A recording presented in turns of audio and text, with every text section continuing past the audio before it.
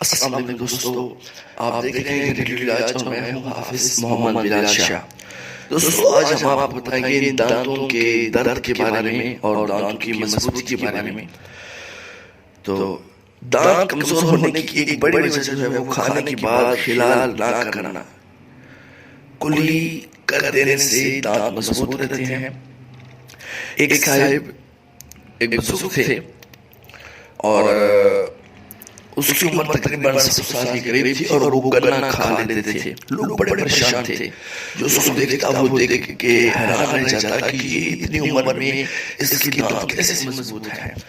اس سے جب پوچھا تو اس نے کہا کہ مجھے امام احمد رضا خان بریلوی نے ایک بتایا تھا کہ جو شخص عشاء کی نماز میں وتر کے اندر پہلی رکعت کے اندر اذا جاء نصر اللہ، دوسری میں تبت یدا ابی لہب اور تیسری میں قل هو اللہ احد یہ پڑھ لے گا تو اس کے دانت مضبوط رہیں گے۔ اور وہ کہتا ہے کہ جب سے میں نے یہ سنا ہے، میں یہ پڑھتا ہوں، اس کے دانت مضبوط تھے، تو ہمیں بھی چاہیے کہ یہ عمل کر لینا چاہیے۔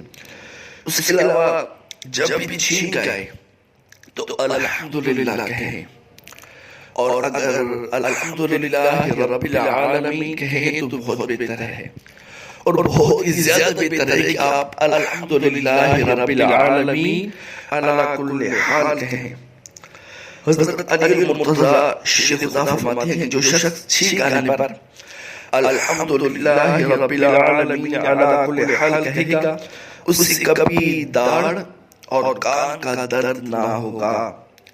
حضرت مفتی احمد یار خان نعیمی علیہ رحمت الحنان فرماتے ہیں جو شخص چھینک پر الحمدللہ رب العالمین علی کل حال کہے اور اپنی زبان سارے دانتوں پر پھیر لیا کرے تو انشاءاللہ دانتوں کی بیماری سے محفوظ رہے گا، اور فرمایا کہ یہ تجربہ شدہ عمل ہے۔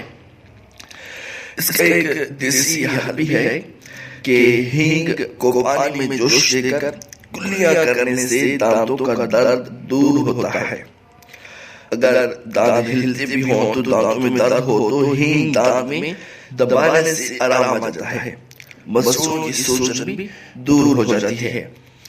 امید ہے یہ ویڈیو آپ کو پسند ہے ہوگی۔ ویڈیو پسند ہے تو لائک کریں، شیئر کریں، ہمارا چینل ریڈیو علاج کو سبسکرائب کریں۔